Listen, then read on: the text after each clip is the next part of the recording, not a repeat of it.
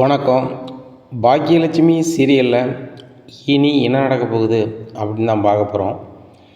இங்கே ராதிகாவோட மூத்த புருஷனுக்கு வேலை இல்லை. அப்போது ராதிகாக்கிட்ட போய் நம்ம மன்னிப்பும் கேட்டுட்டு அவள் ஆஃபீஸ்லேயே நம்ம பேசாமல் வேலைக்கு சேர்ந்துடலாம் அப்படின்னு சொல்லி நினைக்கிறாங்க. இப்படியா இருக்குது. இந்த சூழ்நிலையில் ராதிகாவுக்கு கம்பெனியிலேருந்து வெளியூரில் ட்ரைனிங் போடுறாங்க. 10 நாள் ட்ரைனிங். அப்போ தான் ராதிகா நினச்சி பார்க்குறாங்க, 10 நாள் மையு நம்மளை பிரிஞ்சு எப்படி இருப்பான்னு தெரியல. அதுபோக அந்த வீட்டில் கோபியால் மையுவை பார்க்க முடியாது. 10 நாளுக்கு மட்டும் நம்ம ஒரு ஹாஸ்டலில் விட்டுடலாம் அப்படின்னு சொல்லி ஒரு ஹாஸ்டலில் போய் விசாரிக்காங்க. விசாரிச்சுட்டு கோபிகிட்ட சொல்கிறாங்க, கோபி நான் 10 நாள் ட்ரைனிங் போகிறேன், 10 நாள் பாப்பாவை பார்க்கறது கஷ்டம் அப்படிங்கிறாங்க. இல்லை ராதிகா, நீ ஹாஸ்டல்லாம் விட வேணாம், பாக்கியா நல்லா பார்த்துப்பா, அது போக நானும் இருக்கேன், பார்த்துப்போம், ஒன்றும் பிரச்சனை இல்லை அப்படிங்கிறாங்க. இல்லை கோபி, நம்ம பாக்கியாவுக்கு ஒவ்வொரு வரியாக கொடுக்கக்கூடாது, நம்ம பேசாமல் ஹாஸ்டல்லே சேர்த்துடலாம். பாக்கியாவும் எப்போ வேலை பார்க்குறாங்க, எப்போ ரெஸ்ட் எடுக்காங்கன்னே தெரியல. நான் வீட்டில் இருக்கும்போது தான் எனக்கு தெரியுது, 3 மணிக்கு எந்திரிக்காங்க. அதாவது நைட்டு அவங்க தூங்கும்போது 4 மணி 5 மணி ஆன மாதிரி ஆனது. எப்போ தூங்குறாங்க, எப்போ எந்திரிக்கிறாங்க, என்ன செய்கிறாங்கன்னு தெரியல. இந்த கேப்பில் நான் மையையும் விட்டு கஷ்டப்படுத்த விரும்பல, நம்ம பேசாமல் ஒரு ஹாஸ்டல்லே விட்டுடலாம் கோபி அப்படிங்கிறாங்க. அப்படியா சொல்கிற அப்படின்னு சொல்லி ஒரு ஹாஸ்டலில் இது பண்ணி மையவை விட்டுடுறாங்க. அப்போ நான் ட்ரைனிங் போயிட்டு வரேன் கோபி அப்படின்னு சொல்லி கிளம்பி போகிறாங்க. அங்கே ட்ரைனிங்லாம் பக்காவாக பண்ணிகிட்ருக்காங்க. அப்போ கோபி மேலே நினப்பு வருது, கோபி என்ன செய்கிறாரு, எது செய்கிறாரு அப்படின்னு சொல்லிட்டு. அப்போ கோபி கொஞ்ச நேரம் தூங்கியிருப்பாரா, தூங்கலையா அப்படின்னு சொல்லிட்டு தெரியலையே அப்படின்னு சொல்லிட்டு ஒரு எஸ்எம்எஸ் போடுவோம். அந்த எஸ்எம்எஸை போட்டு பார்த்துட்டு அவர் கூப்பிட்டாருன்னு நம்ம பேசுவோம் அப்படின்னு நினைக்காங்க. அப்போ கோபிக்கு அனுப்புறதுக்கு பதிலாக அவருடைய முதல் கணவருடைய நம்பருக்கு எஸ்எம்எஸ் அனுப்பிடுறாங்க. I miss you, I love you அப்படின்னு அனுப்பிடுறாங்க. இதை பார்த்துட்டு முதல் கணவருக்கு பயங்கர ஆச்சரியம். இன்னும் ராதிகா நம்மளை அப்போ மறக்கவே இல்லையா, அவள் நம்ம வேணான்னு சொல்லி போனாலும் கூட அவளுக்குன்னு ஒரு வாழ்க்கை அமைச்சிக்கிட்டாலும் நம்மளை இன்னும் நினச்சிட்டு தான் இருக்கா, நம்ம தான் வாழ்க்கை போல், அவள் எங்கே இருக்கான்னு தெரியலையே அப்படின்னு சொல்லி நினைக்கிறாங்க. அப்போ ராதிகாவுக்கு தெரிஞ்சவங்கள்ட்டலாம் விசாரிக்கிறாங்க. ராதிகா கோபி வீட்டுக்கு எதிர்த்தாப்புல இருந்த அட்ரஸ் எல்லாத்துக்கும் சொல்கிறாங்க.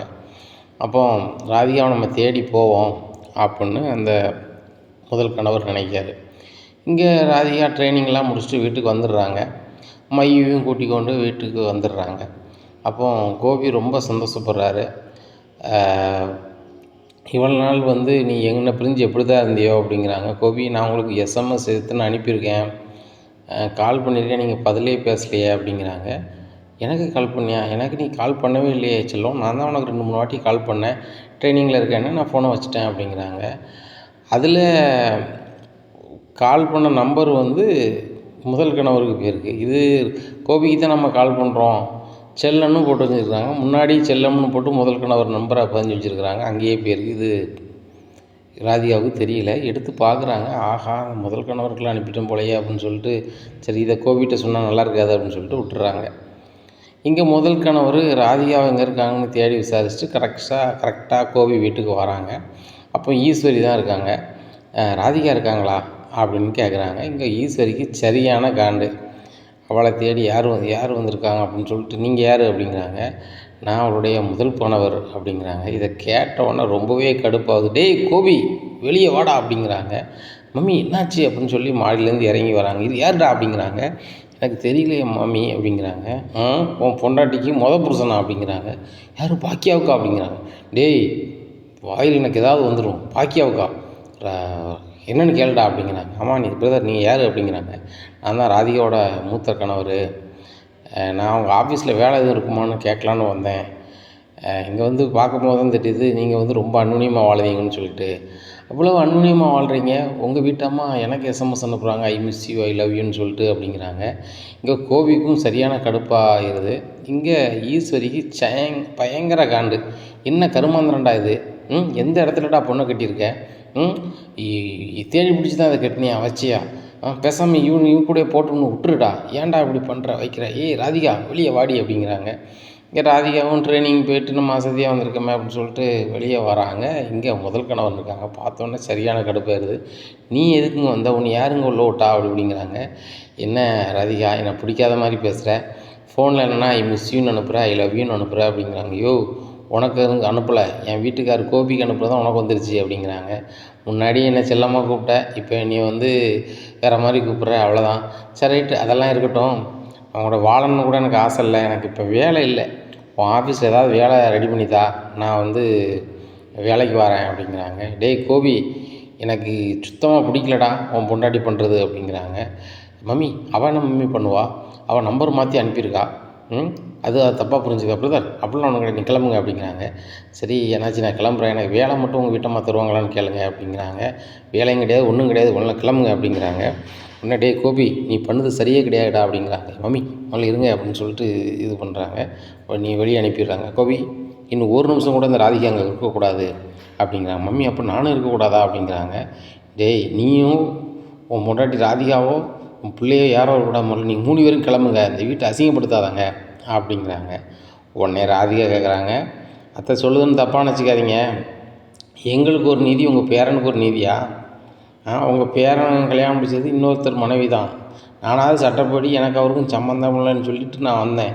ஆனால் வந்து எழில் அப்படி இல்லை, எதுவுமே நடக்காமல் தான் கல்யாணம் முடிச்சுக்கிட்டாங்க, அவங்க விருப்பப்படி தான் முடிச்சுக்கிட்டாங்க.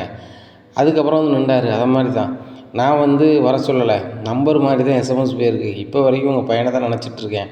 ஏன்னா நெஞ்சுக்குள்ளே யார் இருக்குது அப்படின்னு சொல்லி நான் அதை கிழிச்சு காமிக்க முடியாது அத்தை, என் மனசு பூரா கோவிதாக இருக்காங்க அப்படிங்கிறாங்க. பார்த்தீங்களா மம்மி, அவள் என்ன தான் நினச்சிட்ருக்கா அப்படிங்க. சி ஆய மூடுறான், எந்த இடத்துல போய் எப்படி கல்யாணம் முடிச்சிருக்க பாரு, முதல்ல கூப்பிட்டு வெளியே போடா அப்படிங்கிறாங்க. மம்மி நானாக போகணும் அப்படிங்கிறாங்க. நீ தாண்டா போகணும் அப்படிங்கிறாங்க.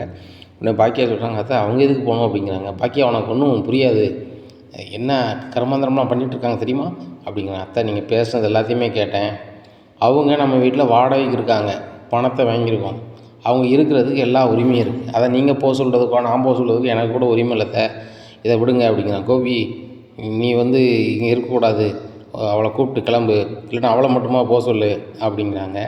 உடனே ராதிகா சொல்கிறாங்க, பாக்கியா சொன்னது உங்களுக்கு கேட்கலையா, நான் வாடகை கொடுத்து தான் இருக்கேன், அதனால் யார் சொல்லி நான் போகணுன்னு அவசியம் இல்லை, கோபி நீங்கள் வாங்க அப்படின்ட்டு அவங்க போகிறாங்க. இங்கே ஈஸ்வரிக்கு சரியான கடுப்பாகுது. எல்லாத்துக்குமே செல்லம் கொடுக்கு நீ தான் பாக்கியா, நீ அந்த ராதிகாவுக்கு ரொம்ப செல்லம் கொடுக்குற, அவளை தேடி யார் யாரெல்லாமோ வந்துட்டு போகிறாங்க, இனிமேல் அவள் இந்த வீட்டில் இருந்தால் சரி வராது, இனிமேல் வாடகை கூட வேண்டாம், அவங்கள கிளப்ப சொல்லு அப்படிங்கிறாங்க. அது முடியாது, ராதிகாவோட முதல் கணவர் வந்தது தப்புன்னு சொல்கிறீங்க, என்னுடைய முதல் கணவர் தானே உங்கள் பையன், அவர் மட்டும் இந்த வீட்டுக்கு வரலாமா அப்படிங்கிறாங்க. இதை கேட்ட ஈஸ்வரி எப்படி ஷாக்காகி நிற்கிறாங்க. என்னக்கா அவங்க அத்தை ஷாக்காகி நிற்கிறாங்க அப்படிங்கிறாங்க. ஏய் செல்வி, அவ்வளோதான் அப்படிங்கிறாங்க. அக்கா கேட்கறதுல என்னம்மா தப்பு இருக்குது, ராதிகா அம்மாவோட மூத்த புருஷன் வந்தது தப்பு அப்படின்னு சொல்கிற நீங்கள், ஏன் அக்காவோட பாக்கியாவோட புருஷங்க மூத்த புருஷன் அவங்க வந்தால் தப்பு தானே, மூத்த புருஷனா அதனுடைய புருஷன் அப்படிங்கிறாங்க.